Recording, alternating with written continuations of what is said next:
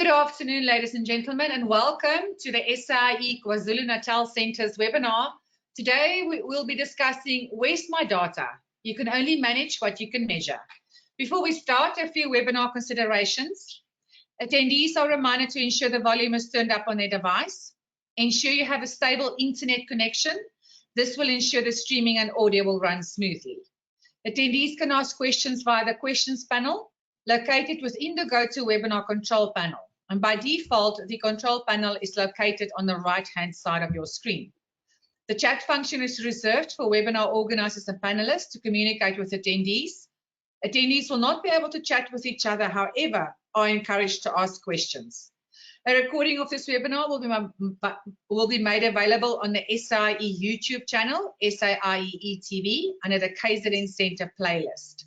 This channel is updated regularly, so ensure you check back as often as possible for new uploads. And subscribe. A link has been loaded into the chat function. Click on that and you can register for free. A certificate of attendance will be issued a few days after this webinar.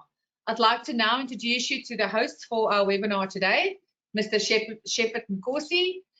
Shepherd holds a Bachelor of Technology degree in Electrical Engineering, a post-degree with USQ, Australia, post-degree in Project Management with the University of Stellenbosch, and is currently completing his Master's degree, MSc Electrical Engineering with UKZN. He is chairperson of the SAIEE's KZN Centre and served as Vice President of the Durban University of Technology Advisory Board and is professionally registered with EXA. Hand you over now to Mr. Nkosi. Thank you, Ms. Arabus, for the introduction, and we would like to warmly welcome all our members that are connected to this webinar this afternoon. And I'm sure you all will agree with me that we're so eager to find out really what this topic is all about. We will be getting this information soon. We've got 3 presenters this afternoon that will keep us entertained, and we'll surely would like to go through the question and answer at the end of the presentation. So please be ready with your questions, and we'll definitely make sure that you get the response from our subject matter specialist. Where is my data? I think that's the theme. You can only manage what you can measure. I think it's a very interesting topic. Yaku Markwet, who's the team leader from Element 8. Yaku spent 15 years at the industrial software distributor, leading the go-to-sale and marketing team, and is passionate about building communities and leading the team at Element 8. And Yaku, together with the other co-founders, strive to deliver intuitive technologies to industries. And Yaku will be the first presenter that will be taking us through, but he will be followed by Leonard Smith, who's also the customer success leader at the same company. Lenny is responsible for delivering a remarkable customer experience with a focus on support our partner channels and ensuring that the company technology is used to its full potential. With experience in MIS and MES solution, he also guides transformation or transforming clients' data requirements to actionable KPI information. I think that's very interesting, and we look forward to Lenny's portion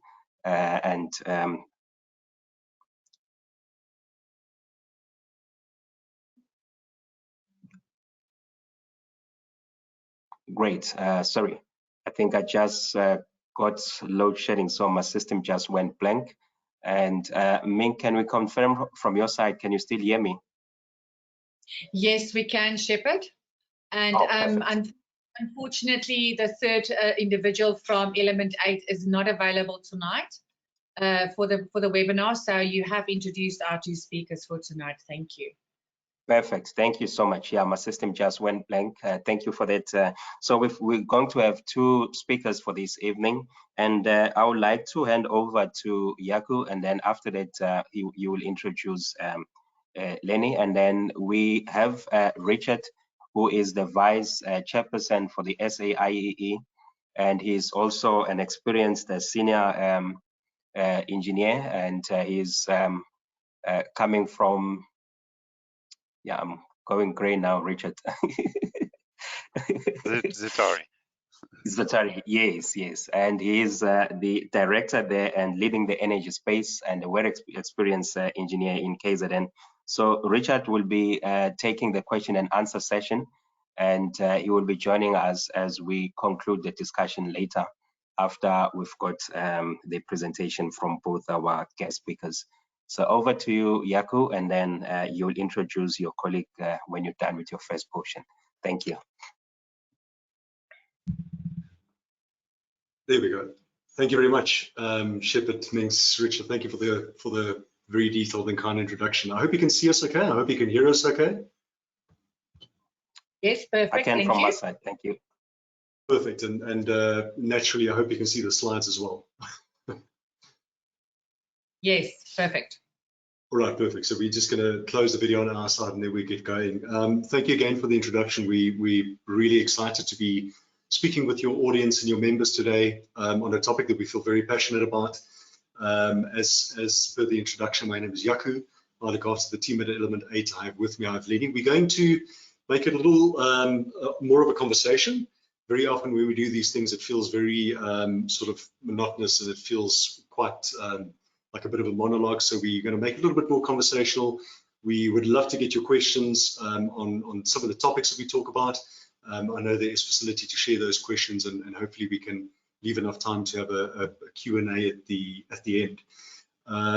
So yes, where's my data is perhaps a little bit of a, not a very clear or quite a broad topic.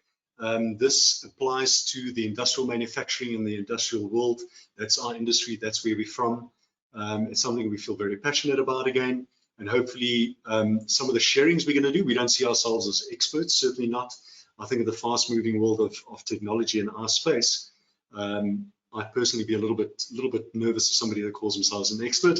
So we're not the experts, but we'd love to share some of the learnings and experiences that we've seen over the last 18 months as it pertains to collating, sharing, and making data valuable in the industrial automation and manufacturing worlds.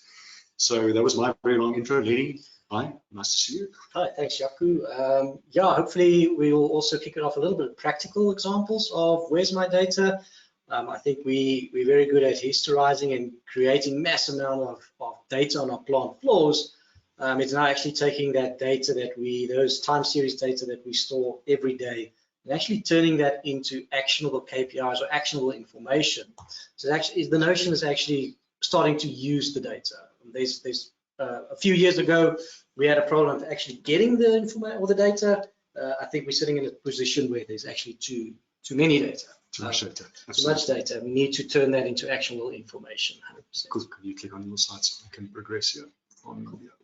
Awesome. All right, so I'm not going to spend, we're a little bit behind on time, so I'm not going to selfishly tell you about us and what we do and how great we are. It's not the point. I think it's more to get into the sharing and the learnings. So we are a very small distributor. Very small, that's probably not the right way to put it. Very small but focused team of software distributors. We look after the Ignition SCADA, the Canary Historian, and the Flow Information Platform. If you'd like to find out about any of those products, we'd be happy to chat to you about those. We pretty much perceive that to be our day jobs. And the stuff that we're especially passionate about is sharing the learning and the experience for the community to grow in South Africa. It's a very small community, ours, of industrial automation and manufacturing. It seems pretty big at times, but it's actually a very small community. So we're very focused on helping that industry make sense of what is available as far as technology goes and how to do things better. So we're going to talk a little bit about digital transformation. Not really, I'm kidding. It feels like any slide in 2021 has to talk about digital transformation. We're going to talk more around the context of data as it relates to digital transformation, and then we're going to demyth and hopefully give you a bit of an understanding of some of this technology that's available and what you typically would want to look out for when you are considering a good data to information to value strategy. So hopefully you find that valuable, and yeah, we look forward to any questions that you may have, and we can answer those at the end. I do know that we're also sharing this recording afterwards, so I wouldn't be too worried about furiously taking notes. We will share the content with you afterwards.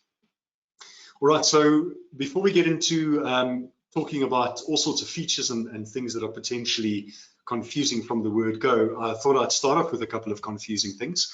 So on the slide, you'll see a host of 3- and 4-letter acronyms.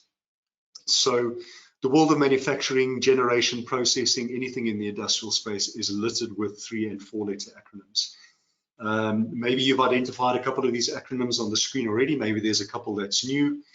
It is strangely, as an enabling tool, it does exactly the opposite. It just creates confusion. An interesting one that I thought of, that we spoke about earlier today, Leonie and I, is we saw a specific offering from a company, and they said that their solution is Industry 4.0 ready. And my first reaction was like, what does that mean to be Industry 4.0 ready? How do people on the street, you and I, and most people in our industry, know what it means to be truly Industry 4.0 ready? And I think a lot of time there is an assumption that certain technologies and offerings and things that make sense to people that are very involved in this field make sense to everybody, and that's not necessarily the case. So we're not going to talk about all of these 3-letter acronyms. We're not going to get into any detail around any of them. If there are any of these that doesn't make sense, or that we don't give you the immediate definition of what it is, we'll do that. But the purpose is not to speak about these 3-letter acronyms. If you're wondering what the WTF is, I was puzzled at first as well. I believe it's the World Taekwondo Federation. Thanks for clarifying that one, Lenny. But we're certainly not going to throw you with more 3-letter acronyms, but let us know if there is one or two of these that we perhaps forget to give you the description, then we'll be sure to do that afterwards. So on the slide at the moment is 2 descriptions of digital transformation. So you would have heard a lot about digital transformation over the last 15 years, more likely even more 20 years. The 2 descriptions, the one is from PwC and the one is from Accenture. And likewise, you will probably find several hundred descriptions of digital transformation in the manufacturing and industrial world.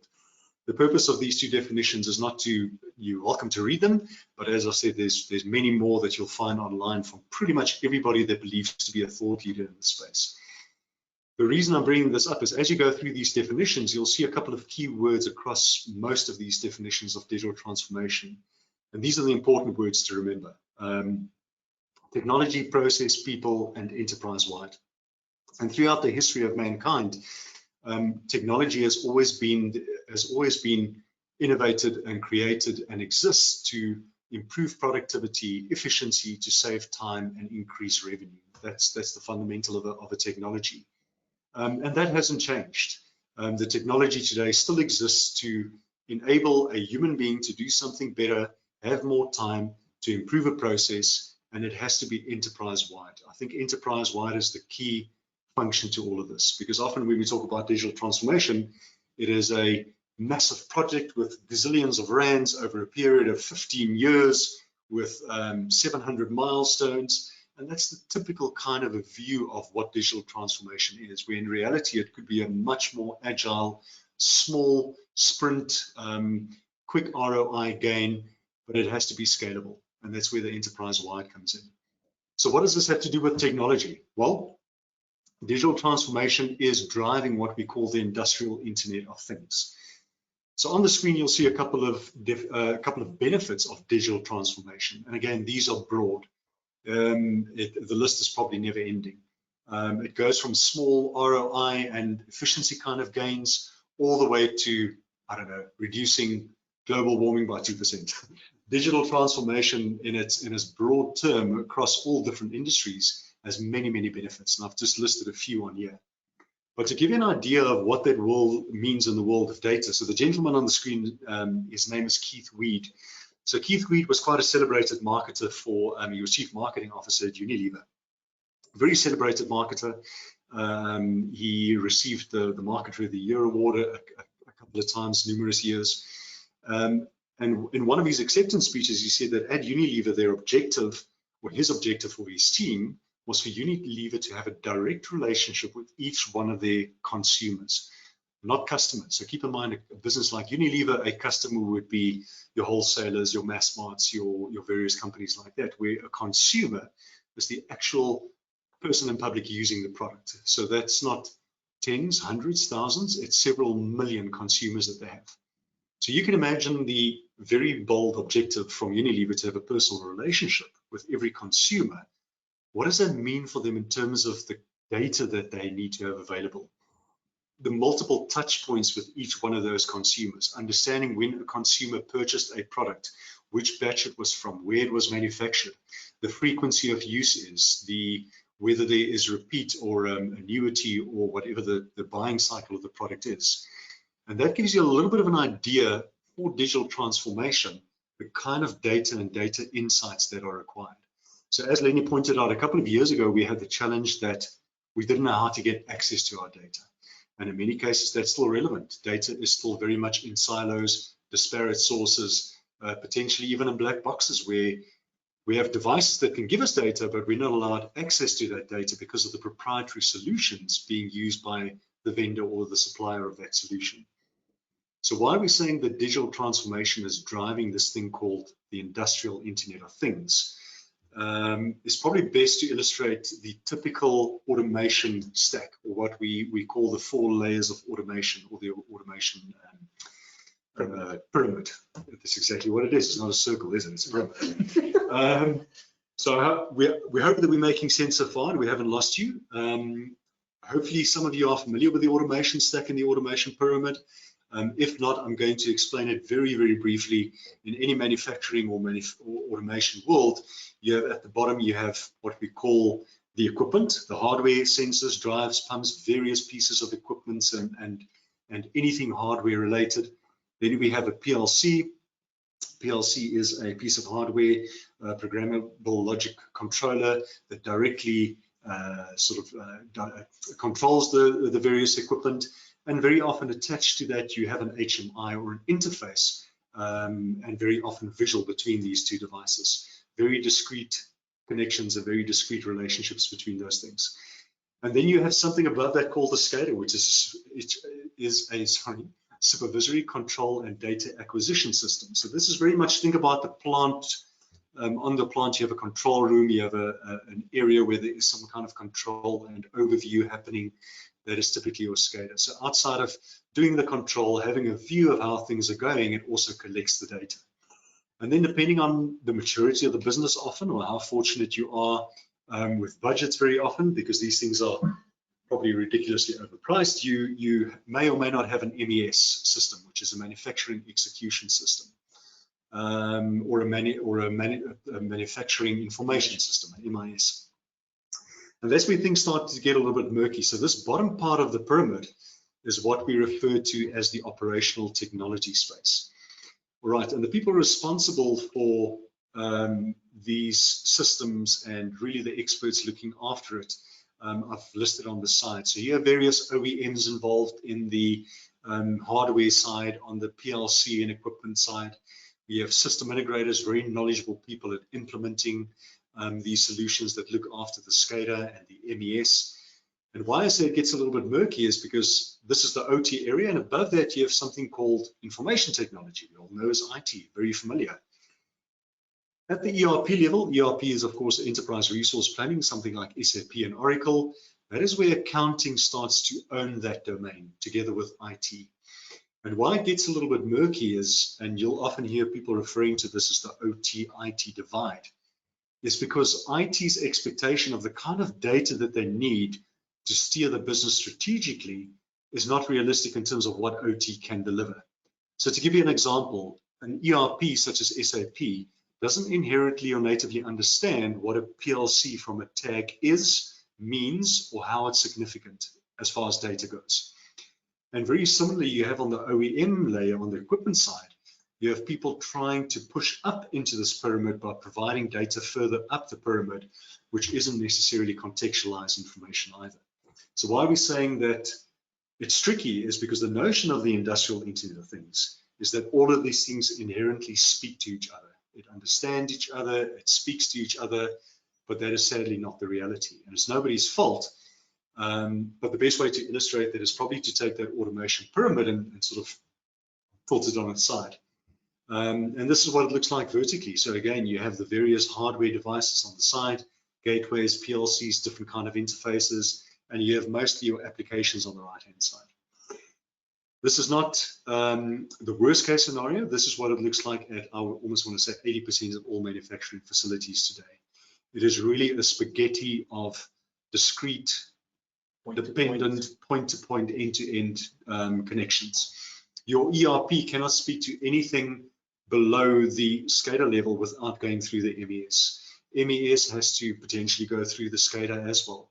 Your historian may or may not collect from all different areas. Likewise, your historian may or may not push only to one kind of a data consumer. Your analytics often does not have the capability to collect from the historian. So there's an area in the middle that we call the spaghetti. We probably should coin a much sexier phrase for it, but there's a spaghetti of information in the middle.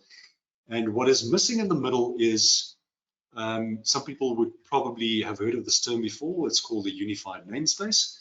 This is not a product. We're not selling you a product. It's a concept, the Unified Namespace. But the Unified Namespace works on the notion that there is a single source of truth or single version of the truth for all of your data across your organization. So first of all, data is democratized, and there is a single version of that truth. It doesn't matter which system you're looking at or which application you're accessing the data from. We found this earlier in the week. We thought it was quite funny, is when you try and link your app with the wrong database. What's wrong with the picture? It's still soap, isn't it? But there's no context, so it's not necessarily the right soap. But I thought that was quite funny. Yeah, I think a big thing here is the context. Exactly that. It's soap going into a soap dispenser. So what's wrong with the picture? And I think this is sometimes that the notion that because the cloud is owned by IT, there's this notion that I'm going to buy a cheap sensor, a cheap IoT sensor. I'm going to plonk it down in the plant, and I'm going to take that sensor value and I'm going to push it directly into my data warehouse. The problem with that is we're missing the context. And it's, I always use this example because it sounds so silly, but it is so valuable, and that is the concept of a unit of measure. If you do not have that context contextualized at the lowest point of where that data is getting generated, unit of measures, scaling, we spend so much time in our PLCs and SCADA world getting that right. Yep. But now an IoT guy comes and he plonks it directly into a data warehouse. Because without that scaling and context, how are you going to turn that real-time sensor information to an actual production number for the total product produced at the end of the shift or the end of the day? Without the unit of measure, without the scaling, that gets lost. And this is where 99% of all of these initiatives where, just give me the data, just push it into my data warehouse, fail, because it's not scalable to try and fix the context issues in a data warehouse. Jaco, you say it a lot, all of the time, and that's when a data warehouse, or a data lake, data warehouse, whatever you want to coin it, becomes a swamp. A data swamp, exactly. A very stinky data swamp where there's data. We just moved the problem one step higher in the pyramid. We didn't fix the context issue in our historian and MIS layer.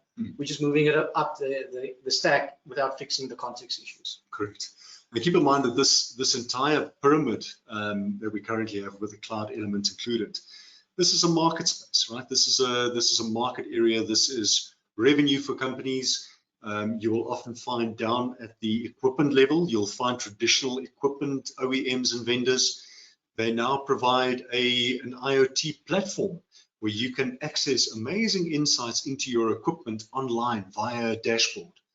The problem with that is that you've always owned the equipment. So for you to now get insights into statistics around the equipment, you have to pay for it. It's not included. It's almost like buying a car. Hearing the car sounds amazing. The salesperson opens the car. You get in the car, you start driving and realize there's no dashboard. Well, the dashboard is not included, sir, but it's my car. Well, the car works, doesn't it? But if you want the dashboard, that's an extra fee and an extra subscription. And very often it is an attempt. I'm not saying this in all cases. It absolutely sounds like we're generalizing. But just do keep in mind that in this market area of the industrial Internet of Things, there's only so many areas where you can generate revenue.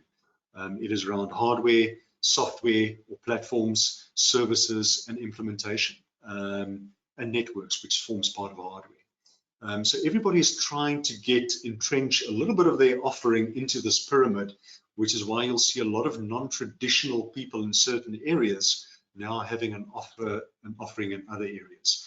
And all of that, all of that is okay, all of that is fine, but do consider and keep in mind what that means for your data strategy. Where is your one central, contextualized, cleaned, aggregated view of all your data? And so essentially what we have in this space then is a data challenge. As Lenny said a couple of years ago, the challenge was, how do we collect data? How do we get access to it? Then all of a sudden we had cheap networks, cheap devices and sensors.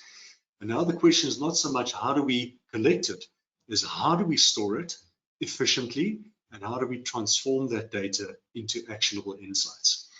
And the irony about, if you remember the digital transformation, that people, process, technology, and enterprise-wide, the irony is that all of these things around the technology world existed to free up more time for people, increase productivity, increase efficiency, and free up more time. But the irony is that we seem to have less and less time. We seem to be looking at more dashboards, more tools, more systems, and we seem to have less time available to look at the things that are actually important. So hopefully that makes sense in terms of what the challenge is today around data. It is hard to get insights and actionable insights from data. So we spoke a little bit about the supervisory and data control, data acquisition application. So SCADA, if you're familiar with SCADA, if you worked with it before, if you're not, that's also 100% fine. But SCADA is that area that we said typically that's your control area in your plant or your control room. The SCADA was never designed to be a middleware in this kind of environment. And I think people are trying to force a SCADA to be a middleware. And again, the unified namespace is a concept, it's not a product. And you absolutely can make it an effective middleware, but you can only do that if you keep a couple of things in mind. So in the world of SCADA, the next time you're looking at a SCADA or thinking of a SCADA or considering a SCADA, do keep a couple of these questions in mind. I'm not going to go through all of them. There's a couple of slides of these that you can go through as part of the recording, but something like IIoT ready. So we spoke about it earlier when somebody says their software is IIoT ready. What does it mean? Hopefully some of these questions will help you understand what it means to be IIoT ready. Does it do MQTT? There's a 4-letter acronym that we can probably speak another hour about. Does it do Sparkplug? Can it connect to the cloud? Can it handle large-scale data collection as a collector server? So there's a couple of questions that you may want to go through to help you evaluate or at least understand what it means to be IIoT ready for SCADA. Very similarly, we talk about bridging the OT-IT gap. Can it connect to any PLC? Can it connect to an ERP? Can it connect to any database? Democratizing your data. Can you easily share that data with other people? Or do you have to pay to get the data? Or do you have to get somebody to script something to get the data? I think the democratizing of data is such a crucial element as far as technology and digital transformation goes. So that's an important one. And I've included a couple of others here. We're talking about open standards. There's some there that are important. You don't want to lock out the value that you can get from your data by using a very closed-off proprietary solution that only works within one vendor base or in one vendor ecosystem. Correct, and I think the technology caught up with us here. A few years ago, it just wasn't possible. There was reasons why PLC vendors had a one-to-one relationship with their SCADA from a communication perspective. I think technologies like SQL, technologies like OPC UA, technologies like MQTT has made it actually very easy these days to actually connect and have this notion of the unified namespace. So I think the tech caught up with us a little bit, and I think we're ready from this perspective, from the tech side, definitely we're ready to embrace on this concept. Yeah. For sure, and it also feels like there's a little bit of a sentiment that, you know, because we've done something like this for the past 20 years doesn't necessarily mean it's going to be correct or relevant for the next 20 years. So there's a good healthy combination of different acceptance of new technologies. Is the specific SCADA that you're considering or looking at, is it web deployable? Is it on premise? Is it in the cloud? or all three? Does it have the ability to do all three, obviously with the relevant security and cybersecurity considerations in mind? That's a very, very important thing to consider as you're looking at scaling out your operations. Another one is mobiles. We spoke a lot about mobile, and maybe more than ever with the pandemic, with COVID, that we actually realized the importance of being able to, of having mobility and working remotely. It's a hugely important aspect. And it's not just the ability to open a specific page from your SCADA on your cell phone. Anybody can do that, or hopefully most people can do that. Does it have a native app that scales appropriately and correctly, and making it a true mobile? Because mobility is a massive consideration. Most workers in various industries today don't actually sit in front of a machine or a PC or a laptop. Yeah, based on that one, along with the whole notion of digital transformation, there was other buzzwords in the industry, big data. Another one was bring your own device, BYOD. I think with the fact that mobility has become such an important part, I think that notion is now actually becoming fruitful. Yeah. But as Jaco said, it's not about just, oh, I can render the screen on my dashboard. What about the GPS location? What about the peripherals of your mobile device incorporated into application? Only show me the data when I'm actually near the piece of equipment by using the GPS. Geotag the photo that I take to actually show that I'm physically next to the device. And with that context, again, it's all about adding that different context to the information, to the data. Cool. Good point. So we spoke a little bit about scalability. What does that mean in the world of a digital transformation? I don't even want to mention digital transformation. Just doing something, a project, agile approach, looking at a few KPIs, getting a few really quick wins under the belt to prove something. What does something like scalability mean? Scalability is super, super important. Once you reach the point where you feel that this approach, technology, solution that you've crafted and built with many other people and experts involved can actually go enterprise-wide, site-wide, company-wide, whatever the business view that you have of the deployment is. If you then have to consider things like, all right, do I need to buy extra things, licenses, views, tags, whatever the limitation is of the software or the application that you're looking at, that will affect scalability. And very often, that's why projects don't actually scale, because the offering, the SCADA in many cases, the deployability of it is not scalable. And tying in with that is naturally the licensing. You know, you would want to give mobility to a set group of workers. Oh, you can't do that because you need to buy more clients. You would, from the word go, you would want to deploy a solution that includes unlimited clients, includes unlimited tags, includes unlimited designers. All of a sudden you have a second designer that comes on board. Oh, you need to buy another engineering license. I mean, that's just an absolutely ridiculous, very archaic way of looking at it, because all of those things heavily affect scalability, and scalability is absolutely the enemy of digital transformation. So there's a couple of things to keep in mind when you are considering a SCADA solution or looking at SCADA solutions, and hopefully that gave you a little bit of guidance. So we're going to talk about the Smurfs, all right? Maybe the Smurfs is not a topic that you were expecting, but obviously the Smurfs is a childhood favorite for many people, and maybe that gives away the age of a lot of people, but I do believe there's a recent movie of the Smurfs on. Yeah. It's not a... My kids watch it every day. Okay, fantastic. So I don't feel that old. So if you do remember the Smurfs from many years ago or from more recently, there's actually a lot of crossover between the Smurfs into not only our adult world, but also the industrial process data world. So in the world of manufacturing and industrial automation as it relates to data. So to give you a couple of examples of that, inside of our manufacturing world, we have different people. We have different, I'm going to call them users, and I don't like the word users when it comes to software, because there's only two industries that refer to their customers as users. It's the illicit drug trade and the software world, but there's different users of information in the manufacturing world. So I'm going to quickly look at Brainy Smurf. Right, so Brainy Smurf is, he's the one that has the answer for every problem. He's got all the solutions. Very often it's untested, and very often it's not quite on target. But the message really here is with Brainy Smurf is what you are currently assuming works, even though it has not been properly tested. So There's always the very brainy guy in the team, the person that will tell you exactly how something will work, but how do you actually know if you don't have the ability to test it? And how do you assume something will work without being able to test it? And then we have somebody, or typically in the environment, we have hefty Smurf.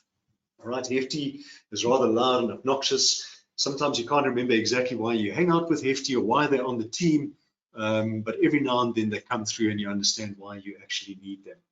And maybe some of the messaging around a personality like hefty Smurf is, if you have the ability to record something, do it. You shouldn't be wanting to be hampered by limitations around recording something. Yeah, I mean, we're not even going to go into this conversation around the notions of machine learning and AI, but obviously the more points you have that potentially in the future can create some other correlation between what you're measuring now, obviously will help in the future when we start looking at those type of solutions as well. Absolutely. And then we have Papa Smurf. Papa Smurf is, he was my hero personally, and he was arguably the leader and the dreamer of the Smurfs. Always positive, always seeking for the positive outcome and the win in any situation. And really the person that would correlate the dependencies and correlate, would understand the correlation between various dependencies and how things affect different data. And Papa Smurf is really the one to understand those things. You need a little bit of wisdom and what does it mean in our world? To understand that relationship between your equipment and your results and various things, you need something to give you that relationship. We talk a lot about it, the tribal knowledge that sits in some people's heads. Tacit knowledge, yeah. Tacit knowledge. You probably know this better than me. If you walk onto a site, there's this guy that would just listen to the turbine and would just listen to the compressor or the motor, and you say, something's wrong. Something's wrong. And that's the guy that really understands what those relationships are. And Papa Smurf is not going to be around forever. No, you need to take his brain. Papa Smurf is going to retire. We need to Neuralink it or something. That's the whole point. Yeah. All right, then we have Grouchy Smurf, and Grouchy is, we've come across a couple of Grouchy Smurfs in our careers and in our times that we spent at different industrial facilities. He is, the description I've got here is, are chasing after a myth, willing to accept his present situation, not make any changes to improve it. It is what it is. It is terrible. There's no technology that we can deploy or deploy or anything that we can do to improve our situation. Yeah. Every other initiative we tried didn't work. Why try to fix it if it's not broken? I just want to, I don't know, do my 9 to 5 kind of scenario. Correct. And that's typically a Grouchy Smurf. And then we have Scary Smurf. Scary Smurf is, and absolutely so, I think technology is potentially a bit of a scary domain. You do have familiarity in a specific technology or a specific system, and introducing something new is potentially very scary. But very similar to Scary Smurf is you'll find a lot of small victories by embracing the fact that things will change and embracing new technology that is available.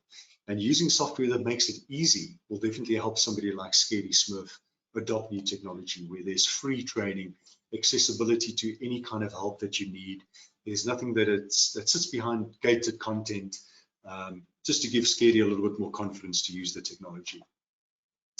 And then Smurfette. Smurfette is an interesting Smurf. I think the key message about Smurfette is that very often what you see is not what you get. And don't assume what you're seeing is what it is. Smurfette is undoubtedly one of the most surprising Smurfs, very strong, very level-headed, very mature. Certainly not the clumsy, perhaps over the top, proverbial blonde, very discriminatory. I'm sorry for that, but she's not that kind of person.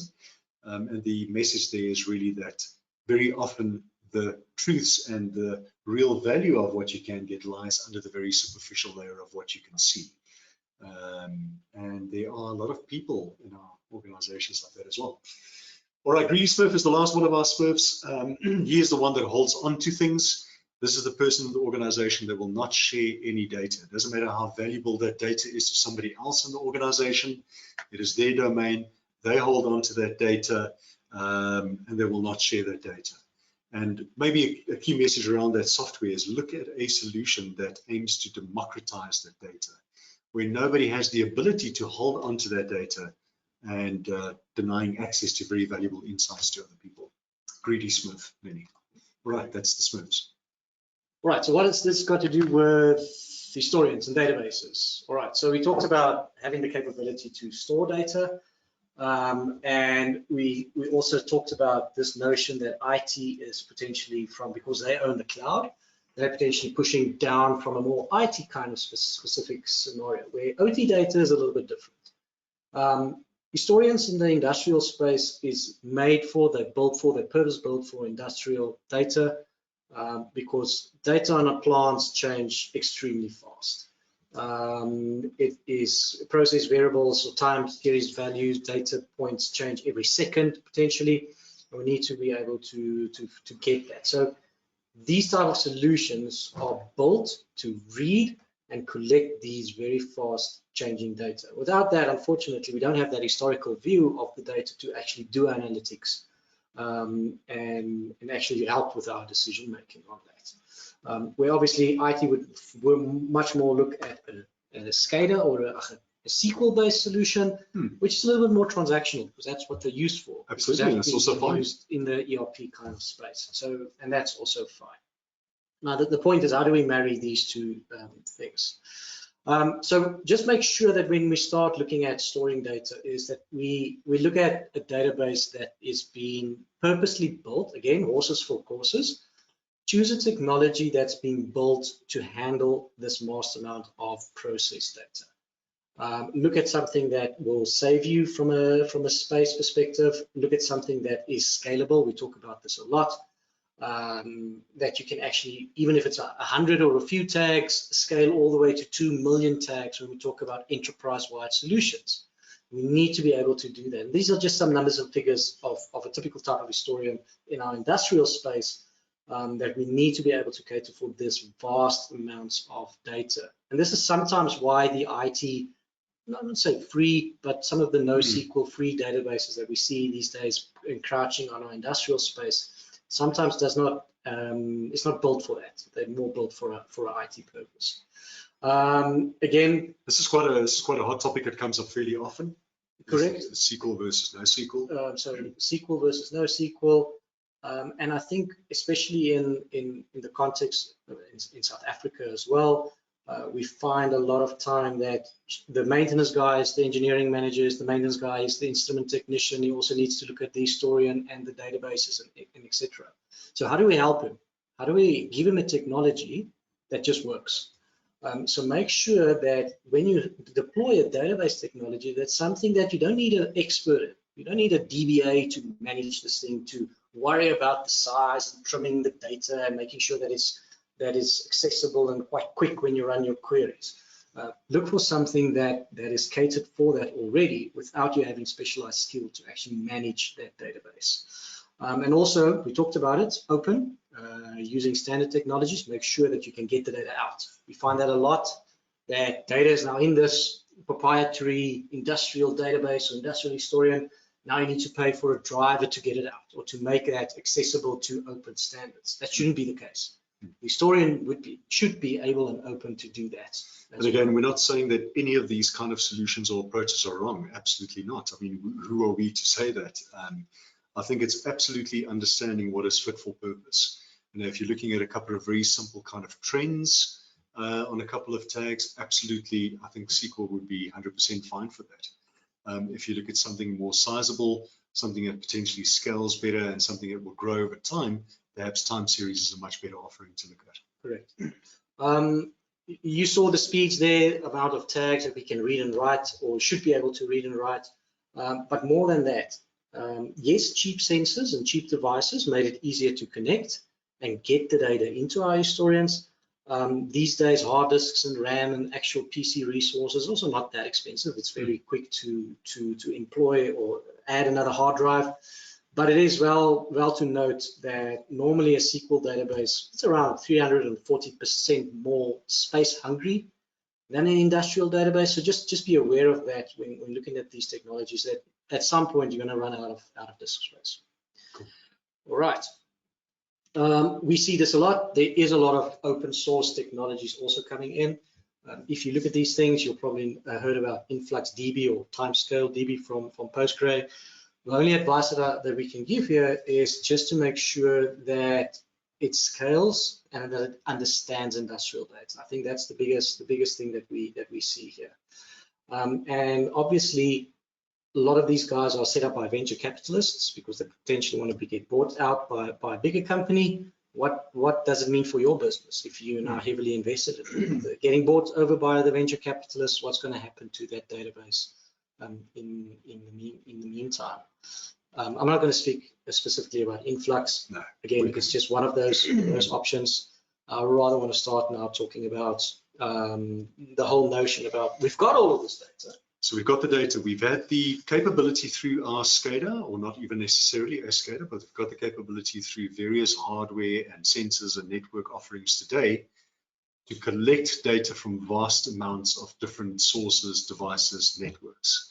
Then we're looking at something like a time series database, where we now have all those data values inside the time series database. Does that mean that it's necessarily valuable or information that's actionable? No, and that's, I think, the next part of what we want to talk through again. Yeah, I think we've gone through the Gartner hype cycle. We've gone through the big data hype cycle. We have that, no question about it. Historians are storing massive amount of data. It's now about how do I make decisions based on that information.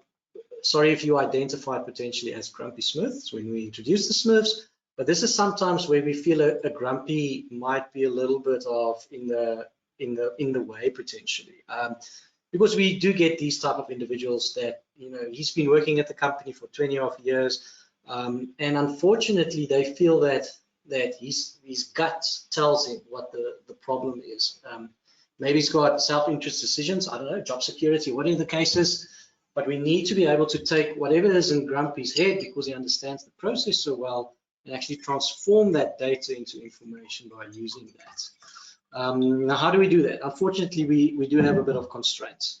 I don't know about you guys, but sometimes when I do a consultative process, although the guys have this way to collect and connect to the data and the automation is all sorted out, we still see this. We still see a whiteboard being used to write production information on. I don't know why she's actually smiling, put on that breakdown sticker on the board. But the point is, there's a little bit of problem here. There's a problem of context, there's a problem of audibility, there's a problem of history, which is very important. With these types of ways to show information, there's no way to say, hey, was I actually better than yesterday? And I think that's the problem. This one is even worse. It's all written in red. There's no context. What is that target in action? Is that liters? Is it bottles? Is it units produced? Is it cases to warehouse? What am I actually looking at here? And the problem that we see is that if you can't make a decision on the dashboard or in the information in the way that it's displayed in 30 seconds, you've lost it. All right.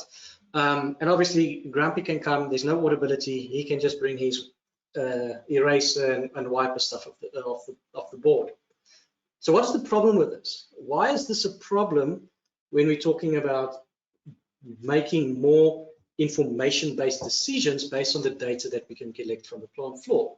The problem with this is actually what do we use these whiteboards for? Well, it's typical our meetings, right? Production meetings.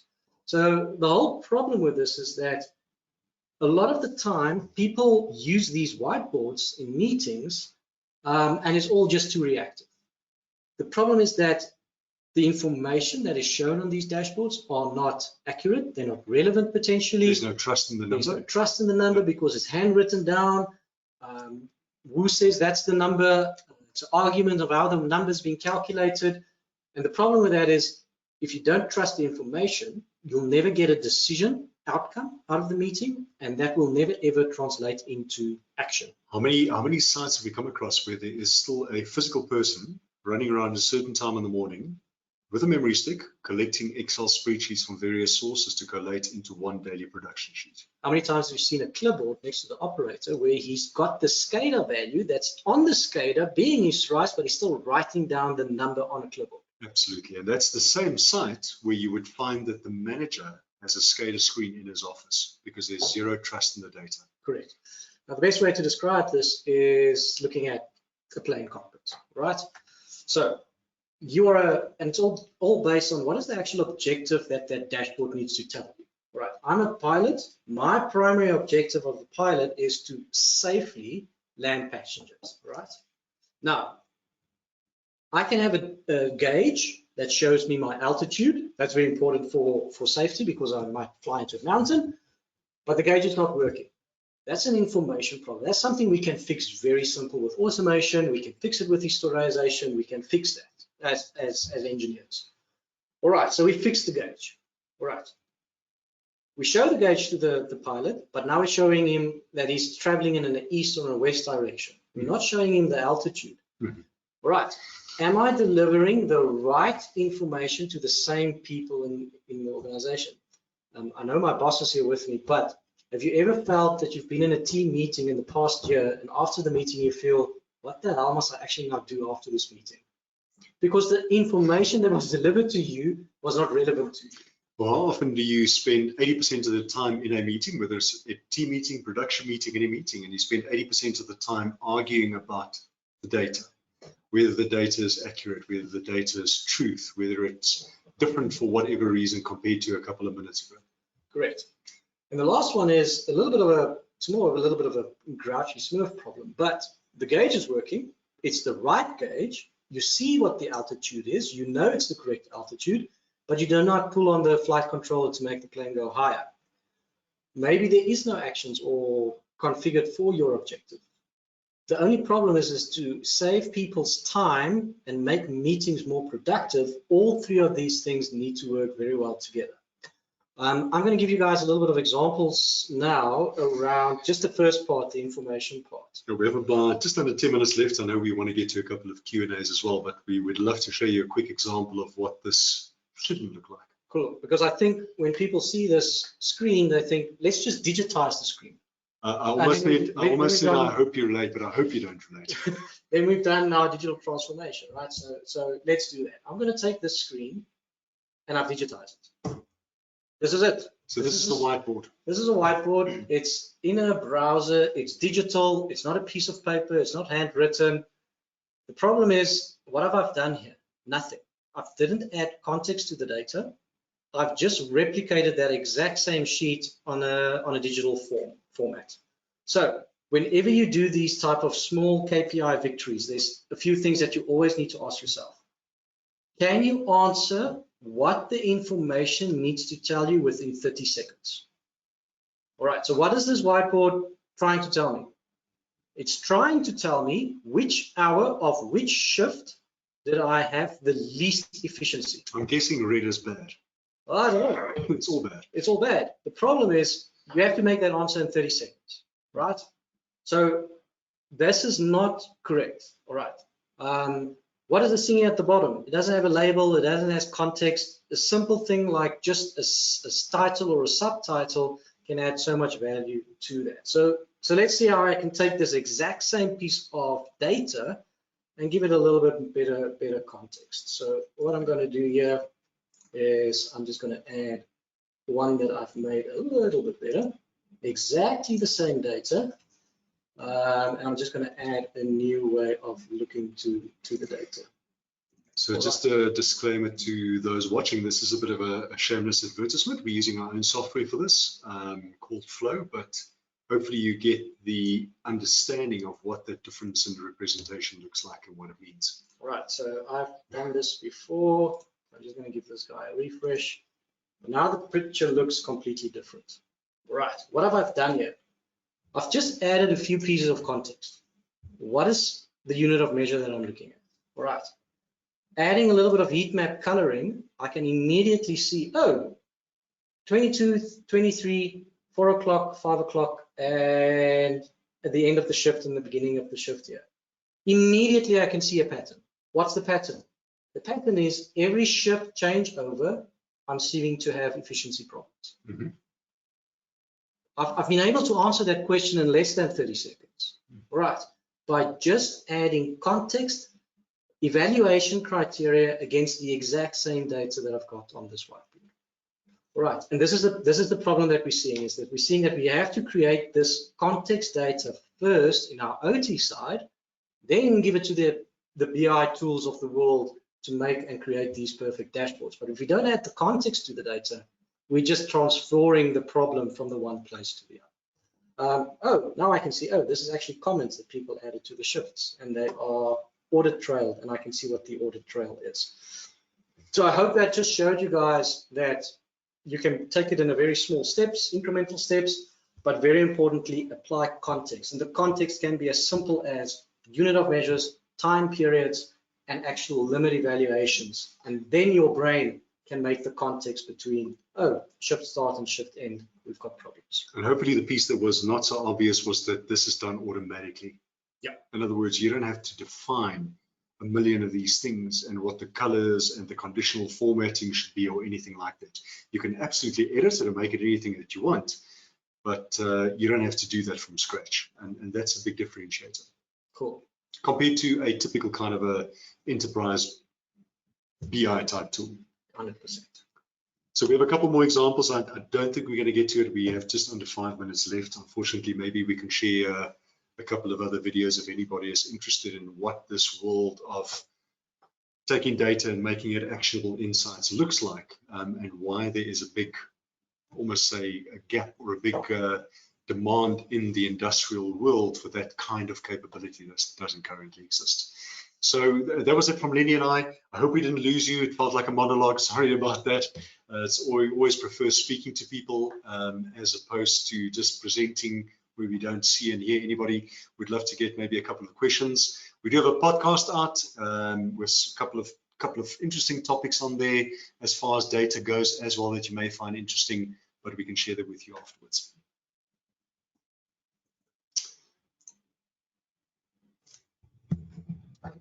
Great. No, thank you so much, gentlemen. I think it was informative. I know Richard will also come in and as we go through the question and answer. And I must say, at first, when we started, I was looking forward to your topic, and it speaks to what we do every day as engineers. And you know, when this discussion started, it was the industrial, the IoT, and I see now the focus is on the IIoT, and it really adds value as you've went through your presentation. One question I have maybe from my side, and I know maybe if there's few, Richard will take us through the on-premise and on-cloud storage. I think it comes with some security issues and the cyber attack and everything that we've seen recently. How are we managing the space going forward? I mean, after all these threats that we had recently. I know you've touched on it, but the topic was not mainly on that. Another second question, I see the space, it's more, especially on the IIoT, you know, the responsibilities of the engineers are now being transferred over to the system engineers and the developers and all that. I don't know if that's also your observation since you specialists in the space. What does that mean? Are we saying in terms of the training and the career growth for your system engineers and your IT software developers, what does that mean going forward? Because there's also the governance responsibility that still sits with either the electronic engineers. But now, I mean, if everything is automated, where do we draw the line between the two spaces? I think these are the two questions for now. I think the rest was more comments, and I agree with you on the democratizing of the data. I think it's an issue going forward, and I fully agree with you. I think I'll hand over to Richard maybe if there are further questions, and then I'll be silent, Richard. I'll be quiet. Thanks. Cool, thank you. Thanks, Yaku and team. I mean, this is the second time I've heard this presentation. I asked for it for the team to come and present because I just see this problem emerging in industry all over the place, where there's data just for the sake of data, but no, let's call it actual work happening from that data or value being added. So Shepard's got the two questions there. Maybe you should answer those questions first, and then what I'm going to do is I'm going to pose you some questions as well. Cool. So maybe just to repeat the questions, the first one was around on-premise versus cloud, as far as data collection and storage and capability goes. And the second one was a little bit broader, maybe perhaps a little bit more philosophical around the role and function and areas of responsibility as far as engineering, software, and as software developers and data. Almost engineers have to wear many different hats nowadays.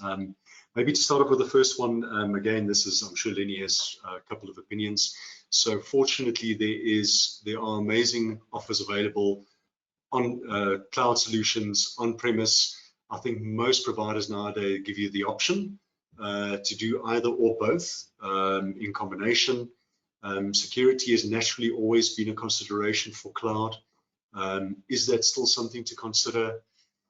You know, if you look at the hyperscalers where these things are hosted, and I'm talking about AWS and Azure and the various others, I often look at the example of a bank. You know, if you have 100 Rand, would you keep the 100 Rand under your mattress?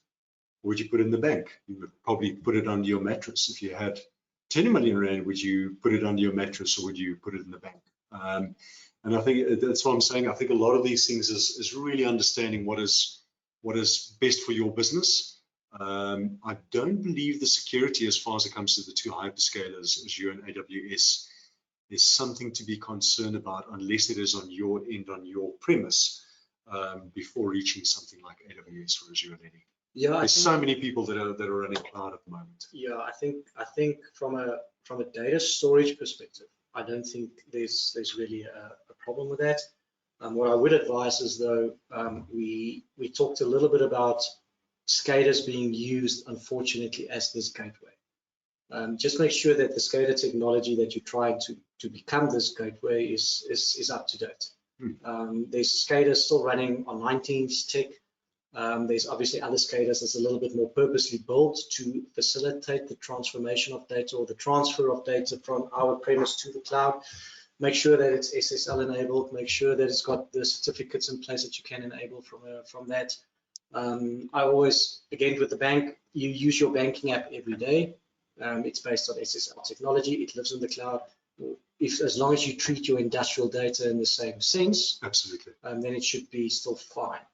From a controls perspective, yeah, I kind of agree with that. It's a hybrid. That's a little bit of a hybrid solution, but I do feel that control might still need to be a little bit more on premise.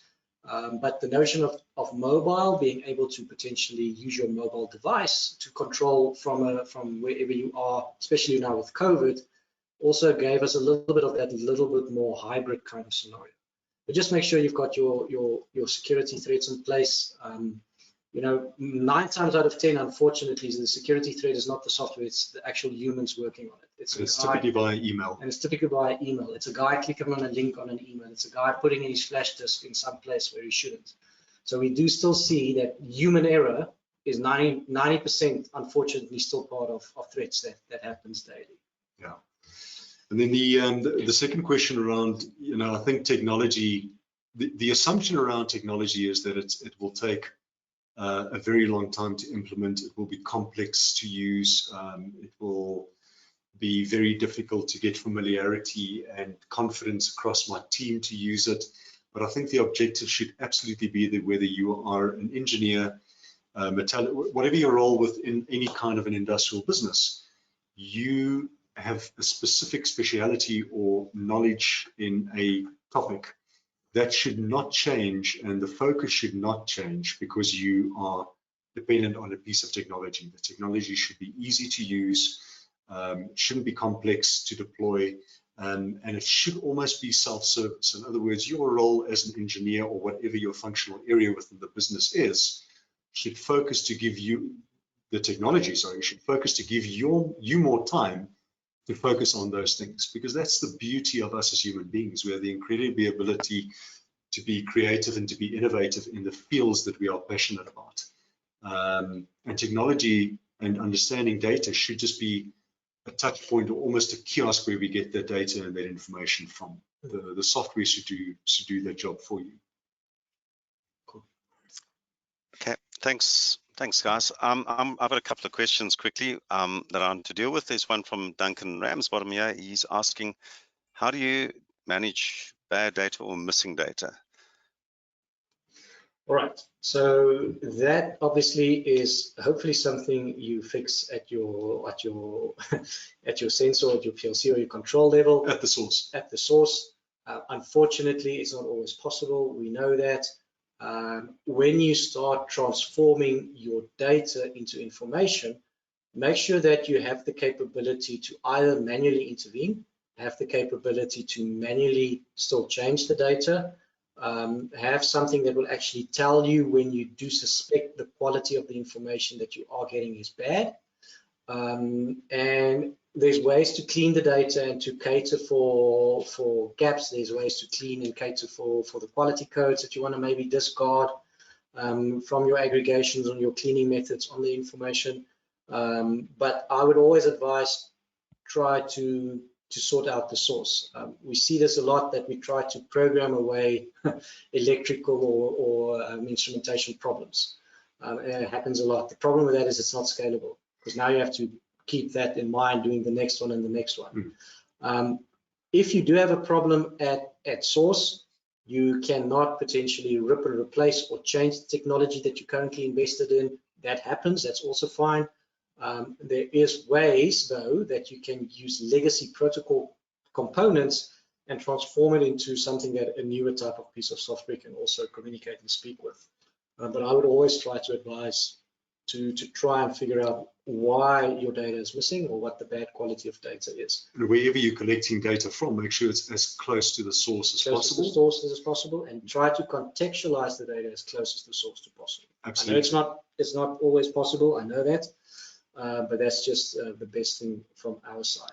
Also make sure from a store forward capability, that's a big one. Yeah. Make sure that when you do try and get data from as close to source as possible, try to mitigate the risk from a back actor ripping up the fiber cable and now all of a sudden your connection to your historian is down. Make sure that you have in your architecture it's sound to mitigate loss of comms, so store and forward capability to store it locally and only push when connection is available, and redundancy. Make sure that you can connect data from multiple points or touch points from any piece of hardware on the plant floor, and push that data redundantly. So if the one goes down, you've got a redundant connection to the other one. Absolutely. The value that you're paying for in an historian is about the ability to safely, securely, efficiently store data. That's the value that you're paying for in historian. It is not from how many sources you can collect data. Correct. And whether that data goes missing on its way to the historian. So when you look at a data historian solution, typically you want to look for something that's got unlimited collection capability, together with the store forward capability, so you can set up multiple types of redundancies to ensure that you don't actually lose any data in transport to the database. Okay, so we are quite over time. Yes, I do want to ask one question a little bit, though. I mean, if you were dealing with a customer who's would like to switch over from a system where they, all aligned to a similar sort of supply product, all the equipment is one manufacturer type that they've standardized around, what would your value proposition be? I know, and they're probably on a fixed license fee as well, but what would your value proposition be from a risk management perspective of them being able to transform off a closed form of data to an open database? I almost want to ask the question, why would they want to do that? What is their current pain? Is their existing offering perhaps from an annuity point of view too expensive to maintain? Do they feel that it doesn't allow them to scale? I would like to understand why they're looking at a different solution. Is it just because of the proprietariness and getting the information out? Okay, all right. Then why do you want to rip and replace? I absolutely would not rip and replace, Richard. Yeah. Yeah. So we've got quite a strong feeling about it, Richard, is that you can have a platform, an information platform deployed that have the capability to talk to the legacy kit without having to rip and replace that current SCADA and control capability that Kit is providing. Because you'll probably find that that current SCADA and current database capability is also what provides the trending for the operators at the moment, and there is familiarity with that. So if it is a case that the technology is not being supported anymore and it is a risk from an upgrade perspective, yes, but 9 times out of 10, we would add a complementary platform that connects to that, because you will have the drivers to connect to that thing. And then the new modern technology should then have the capability to make the data then available through open power protocols on top of that. So we would always, I hate to say put a layer on top of it. It's actually a thing on the side of that current solution that will get the data from it. Because you're right, now you need to recommission. You need to look at all the business rules, because this happens, right? Business rules gets coded into SCADAs. We see it a lot. Yeah. Now you need to cater for all those business rules. So to mitigate that risk, we would always advise on a complementary platform. It's something that's being taught by the MISA Foundation as well. Yeah. You don't rip and replace an MES solution just for the sake of it. I almost want to say any sizable technology investment, you don't rip and replace. I'll tell you why. So watch what happens. You spend a significant amount of money investing in a specific technology and way to do things.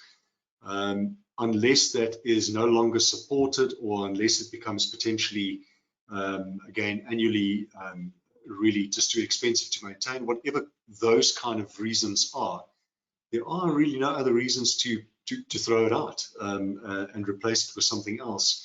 If you could very easily put another layer adjacent to that, or another area of reporting or data collecting adjacent to that, to do that efficiently.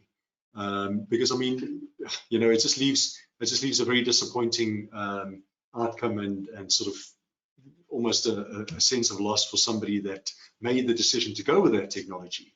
And if it's working for the operators, the people that interact with it every day, but it's just not providing enough on the information side, rather put something next to it. That would be my personal opinion. That's good. Look, I'm going to close it there.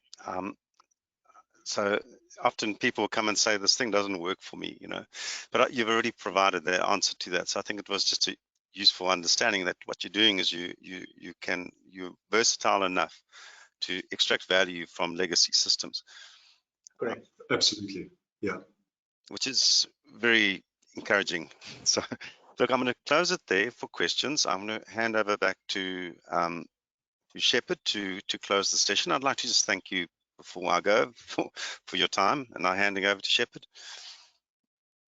Thank you, Richard, and thank you to the audience for the questions, and thank you, Yaku and Lenny. I think we really benefited from your presentation this afternoon.